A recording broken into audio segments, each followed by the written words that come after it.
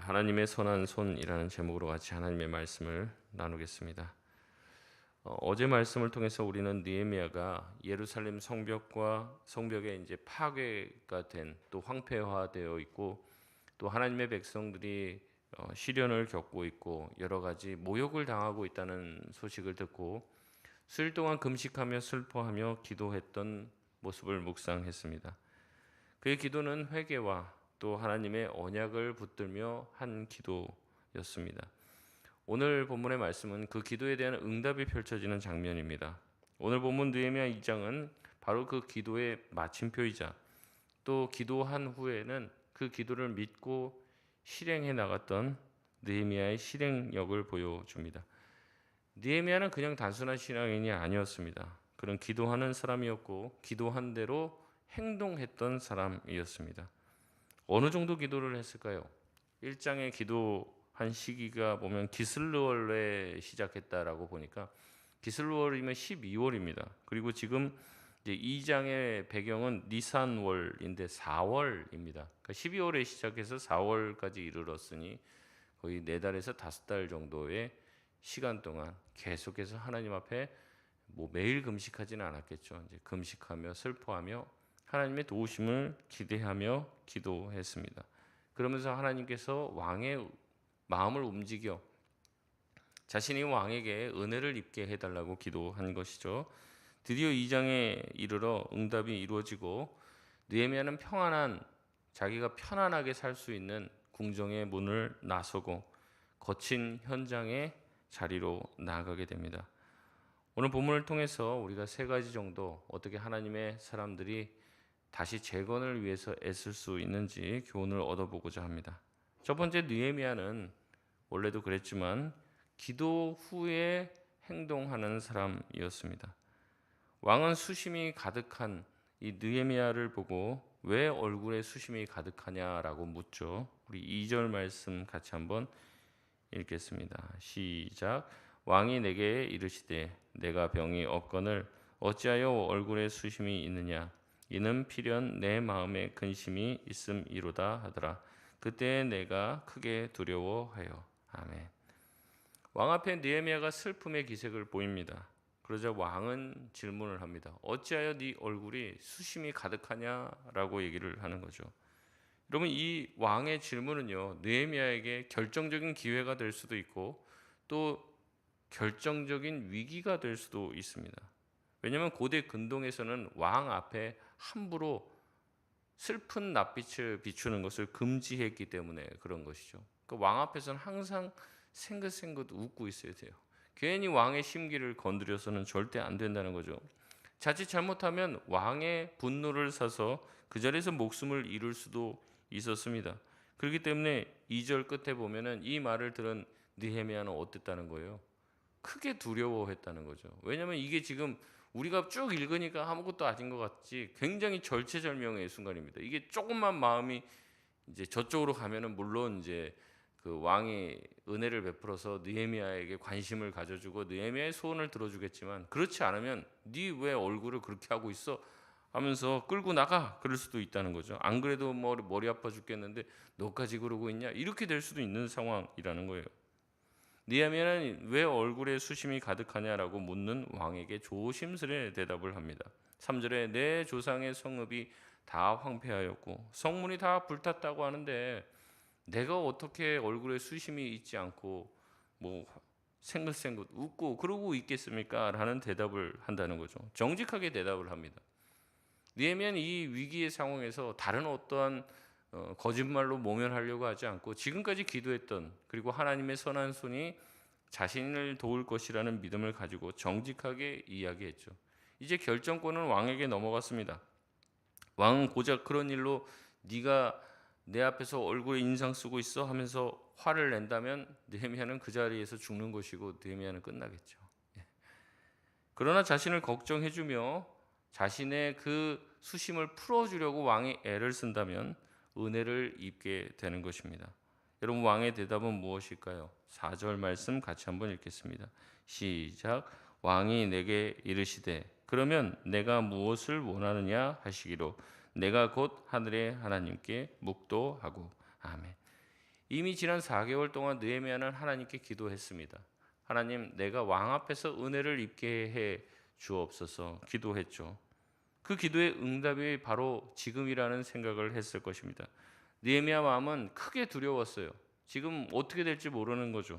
하지만 하나님을 믿고 정직하게 자신의 사정을 아뢰입니다. 그리고 어떻게 합니까? 자기가 기도했던 대로 하나님께서 주시는 은혜를 따라서 왕 앞에서 은혜를 입게 되는 거죠. 게다가 왕에게 이제 무엇하기를 너에게 무엇을 해주길 원하느냐라고 하는 긍휼의 대답을 듣게 됩니다. 느헤미야는 이런 긍휼의 대답과 반응을 보고 어떻게 합니까? 곧 하늘에 하나님께 묵도했다라고 얘기합니다. 그 순간 왕과 지금 대화를 하고 있어요. 대화를 하고 있는데 잠깐만요 하면서 왕이 무엇 하기를 원하느냐 그러니까 뭐 갑자기 무슨 통성 기도를 하고 그랬겠습니까? 그렇지 않았다는 거죠. 그 순간 잠깐 어떻게 했다는 거예요? 하나님께 기도했다는 거죠. 그 순간 잠깐 대화 중에도 마음속으로는 어떻게 했다는 거예요?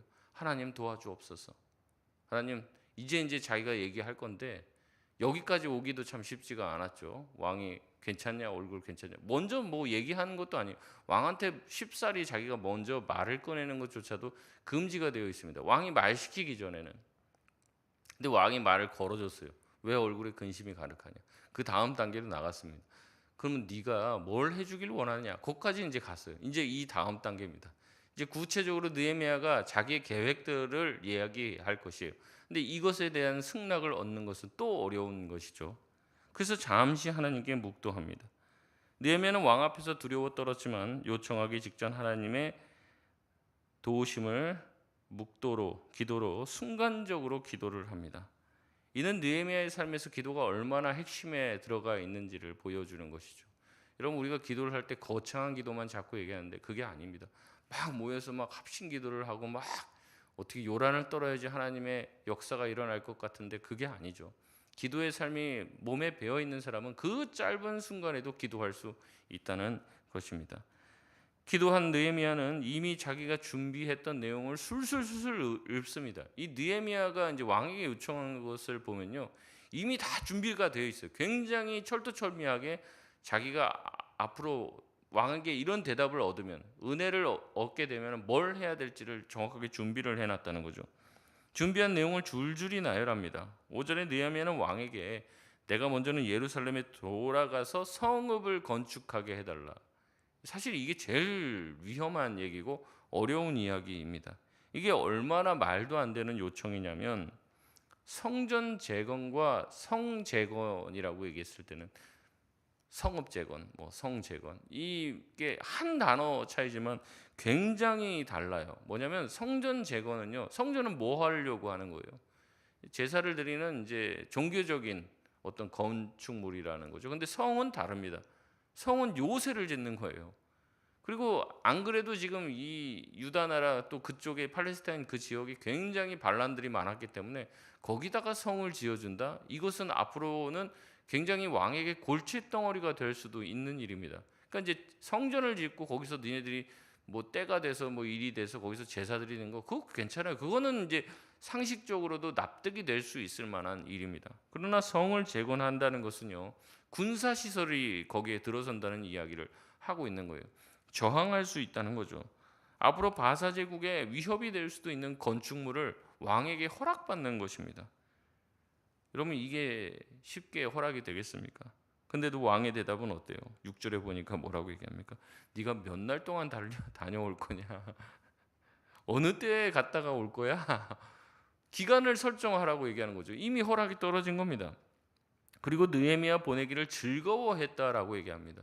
얼마나 느헤미야가 은혜를 입었는지 군사시설을 짓는 데도 허락을 해주고 그래 네가 원하는 만큼의 휴가를 내고 갔다 오라고 얘기하는 거죠. 정말 있을 수도 없는 일들이 그 수많은 단계를 거쳐야 되는 일들이 속전속결로 왕 앞에서 이루어지게 됩니다. 느헤미야는 재빨리 그 기간을 얘기합니다. 이 기간도 이미 머릿속에 들어가 있었어요. 무슨 잠깐만요 언제부터 가고 언제 가야지 뭐 그때 가서 계산하고 있지 않습니다. 이 지금 하나님께서 주신 그 기회를 아주 선용을 하는 거예요. 정확하게 재빨리 기한을 정하고 또 추가로 요구를 합니다. 느헤미야의 요구는 매우 철저하고 구체적입니다. 이미 하나님께서 왕의 마음을 움직여 자기에게 은혜를 베풀 것을 알고 준비를 했다는 거죠. 7절에서 9절을 보면 조서의 내용을 정확하게 기록하게끔 요청합니다. 여행에서의 안전 보장, 내가 가서 지어야 될 필요한 건축물까지도 왕에게 요구합니다. 그리고 수비대의 호위까지 요청을 해요. 그래서 가는 길에 험한 일들 당하지 않도록 왕의 군대까지 요청을 한다는 거죠. 여러분, 이런 말도 안 되는 요청에 왕은 즉각적으로 기꺼이 허락합니다. 옆에 왕후도 같이 있었다고 해요. 왕후도 옆에서 그 모든 내용을 보면서 흡족하게 여겼다는 거죠. 느헤미야는 이 모든 일이 가능하게 된 것을 뭐라고 이야기합니까? 8절의 말씀에 보면 내 하나님의 선한 손이 나를 도우심으로 왕이 허락했다라고 얘기합니다. 이런 허락은 하나님의 도우심이 아니고서는 설명할 수가 없다는 거죠. 여러분, 물론 아마 느헤미야가 기도하면서 계속 그랬을 겁니다. 왕에게 허락을 받기 위해서, 은혜를 받기 위해서 최선을 다해서 술 맡은 관원장이니까 최상의 어떤 서비스를 했겠죠. 왕의 마음에 들기 위해서. 그러니까 여러분, 이 사명에 붙들림 바 되고요, 자기가 하나님의 일을 하기 위해서 딱 설정이 되면은요, 자기의 일에도 충성하게 돼 있어요. 사실 사명이 없으니까, 내가 정말 해야 된, 하나님 앞에서 감당해야 될 사명이 불투명하니까 자기 일에도, 자기 인생에도 열심히 최선을 다하지 못하고 성실하지 못하는 거죠. 자기가 해야 될 일이 있고 목표가 있으니까 자기가 하는 모든 일에도 성실하게 되고 결국 하나님의 은혜를 얻게 되는 것이죠. 열심히 준비해서 열심히 기도해서 이 자리까지 왔죠. 그러나 느헤미야는 그 모든 것이 자기의 애씀과 열심으로 됐다고 말하지 않습니다. 뭐라고 얘기한다고요? 하나님의 선한 손이 나를 도우셨기 때문에 되었다고 얘기합니다. 여러분, 뒤에도 살펴보겠지만 자기가 열심히 애써야죠. 노력해야죠. 하지만 결정적인 마지막 마침표를 찍는 것은 하나님의 선한 손이 도우셔야 할 줄로 믿습니다. 우리가 기도하면서 아무 준비도 안 하는 사람들이 있어요. 그러나 기도와 준비는요, 하나님의 선한 손이 역사하시는 통로와 도구가 됩니다. 그러니까 우리가 최선을 다해서 준비해야 하는 거죠. 우리가 잘 준비되었을 때 하나님은 적절한 순간에 정확한 타이밍에 우리의 가지고 있는 것들을 사용하여 하나님의 일을 이루시는 줄 믿습니다. 두 번째 교훈은 하나님의 일은 내 최고의 지혜를 사용해서 감당해야 한다는 것입니다. 느헤미야는 왕의 전폭적인 지지를 받아서 이제 예루살렘으로 갑니다. 유다 땅에 도착합니다. 그러나 도착하자마자 자신이 왜 왔는지, 어떠한 계획으로 왔는지 공포합니까? 안 합니까? 안 해요. 그럼에도 불구하고 도착 자체만으로도 사람들은 눈치를 챕니다. 10절에 보면 산발락과 도비아는 느헤미야가 이 예루살렘 유다 백성을 이스라엘을 흥왕케 하려고 왔다라고 눈치를 채고 근심을 합니다. 하나님의 일이 시작되면요, 반드시 그것을 방해하는 세력이 나타나고 현실적인 대적들이 세워진다는 거죠.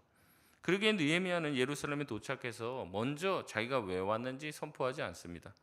도착해서 어떻게 합니까? 아무에게도 말하지 않고 사흘 밤낮 동안 12절에 아무에게도 자신의 계획을 알리지 않고 사람의 눈이 뜨이지 않는 밤에 소수의 사람들과 함께 무너진 성벽을 시찰하고 도시를 돌아보며 정확한 피해 정도와 재건의 가능성, 어디부터 어떻게 재건하고 어떤 순서로 어떻게 해야 될지를 직접 자신의 눈으로 확인하며 돌아봅니다. 16절에 보면은 방백들도 느헤미야가 언제 나갔는지 언제 돌아갔는지 도대체 무슨 일을 하는지를 전혀 몰랐다고 이야기하고 있습니다. 느헤미야의 이 행동은 현실적인 지혜와 믿음 사이에서의 균형 감각을 보여줍니다. 어떤 사람은 기도만 해요. 자기 일은 하지도 않아요. 어떤 사람이 일만 하고 기도를 안 합니다. 그러나 느헤미야는 그런 사람이 아니었습니다. 기도하면서도 현실 감각이 있는 사람이었습니다. 모든 일을 진행할 때 정확하고 치밀한 계획을 세우며 나아갑니다. 기도했으니까 되겠지, 무대뽀로 그냥 다 은혜로 하면 되는 거야, 이렇게 하지 않습니다. 하나님이 주신 경험과 지혜를 10분 살려 모든 일들을 감당합니다. 특별히 중요한 하나님의 사명일수록 더욱더 하나님이 나에게 주신 지혜와 철저한 준비와 성실한 노력이 동반돼야 합니다. 하나님은 우리의 노력을 무시하는 분이 아닙니다. 하나님은 게으른 자에게 열매를 주지 않는다는 거죠. 우리는 하늘을 보면서 꿈을 꾸는 자이고 소망을 가져야 되는 자지만 동시에 발을 땅에 딛고 있음을 잊지 말아야 합니다. 여러분, 이 균형 감각이 잘 있어야 돼요. 제가 늘 말씀드리지만 공부 안 하고 좋은 성적 받으려고 하는 것은 무슨 심보입니까? 그 좋지 않은 심보죠. 내가 열심히 공부하면서 하나님 앞에 기도하면서 같이 나아가는 거죠. 그렇게 나아갈 때 하나님이 주신 마음을 가지고 나아갈 때 주님께서는 우리의 지혜를 사용하셔서 하나님의 뜻을 이루십니다. 세 번째 우리가 받아야 될 교훈은 영적 지도자는 하나님의 주권을 믿어야 한다는 것입니다. 현장 점검을 마친 느헤미야는 이제 백성을 모입니다. 드디어 준비가 다 끝났어요. 이때까지는 아무 말도 하지 않아요. 그러나 이때 이제 드디어 때가 되어서 말하죠. 먼저 17절에 느헤미야는 백성들에게 그들이 처한 환난과 능욕의 상황을 현실을 정확하게 진단하고 이야기합니다. 너희들이 지금 이런 상황이지 않냐? 다 무너졌지 않냐? 얘기를 합니다. 그리고 나서 18절에 드디어 자신의 간증을 하기 시작합니다. 내가 어떻게 여기까지 오게 되었는지, 누구의 도움으로 오게 되었는지, 하나님의 선한 손이 나를 어떻게 도우셨는지, 왕께 어떠한 조서를 받았고 어떠한 이제 물질적인 지원을 받게 되었는지, 그런 약속을 받았는지를 말하면서 이야기하는 거죠. 그러니까 지금까지 자기가 여기 온 것은 그냥 우연히 자기가 이렇게 온 것이 아니라 하나님의 뜻이 있어서 내가 여기 왔다는 거예요. 그리고 심지어는 그 나라 이제 바사 제국이 다 이제 페르시아 제국이 다 다스리고 있으니까 그 페르시아 제국의 황제의 칙령과 조서까지 내가 받아 왔다고 얘기하는 겁니다. 그 다음에 모든 상황을 잘 알고 있는 것이죠. 이런 이야기를 하자 지도자의 간증이 울려 퍼지자 백성들의 마음이 움직입니다. 백성들은 느헤미야 말을 듣고 어떻게 합니까? 즉각적으로 반응합니다. 자, 일어나 건축하자. 화답하면 힘을 내기 시작합니다. 느헤미야는 자신이 리더로서 지금 칙령을 받아왔고 이 모든 일이 어떻게 보면 느헤미야 혼자로부터 시작된 거죠. 자기가 나서서 진두지휘하려고 하지 않습니다. 오히려 백성들에게 지금까지 하나님이 어떻게 일하셨는지 이야기하며 공감대를 불러일으키고 함께 하나님의 마음을 공유하며 하나님이 지금 이 모든 일들을 행하시고 있다라고 얘기하면서 백성들을 동역자로 세우고 있는 거예요. 그러자 19절에 산발락과 도비야 아라비아 사람 게셈이 어떻게 합니까? 비웃고 조롱하며 얘기합니다. 너희가 왕을 배반하려 하느냐? 아까도 말씀드렸죠. 이 성을 짓는 것은 왕에게 대적하는 모습, 군사 시설을 짓는 것처럼 보일 수 있기 때문에 그렇다는 거죠. 그렇게 위협하자 느헤미야는 담대하게 선포합니다. 우리 20절 말씀 우리 같이 한번 읽겠습니다. 시작. 내가 그들에게 대답하여 이르되 하늘의 하나님이 우리를 형통하게 하시리니 그의 종들인 우리가 일어나 건축하려니와 오직 너희에게는 예루살렘에서 아무 기업도 없고 권리도 없고 기억되는 바도 없다 하였느니라. 아멘. 느헤미야는 얘기합니다. 하늘의 하나님이 하늘에 계신 하나님께서 우리를 형통하게 하시니 네가 나를 막을 수 없다는 거예요. 너희들이 이 예루살렘에서 무슨 기업이 있냐? 아니다. 이 예루살렘 누구한테 줬다는 거예요? 이스라엘 백성에게 주었다는 거죠. 그는 하나님의 주권을 선포합니다. 하나님이 우리를 형통하게 하신다면 막을 자가 없는 줄 믿습니다.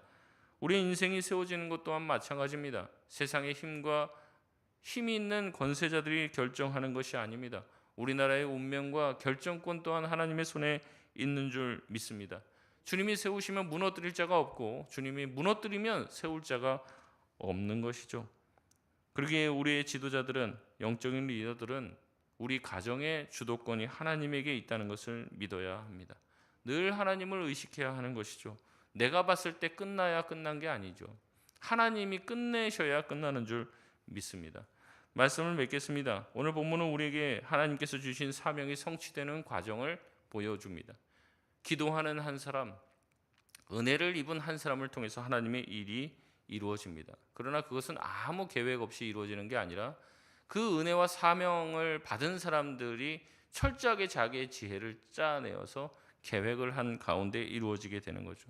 그러나 자기의 열심과 자기의 노력과 자기의 애씀을 통해서 계획했어도 그것이 정말 이루어지는 것은 누구의 결정권에 달려 있습니까? 하나님에게 달려 있다는 거죠.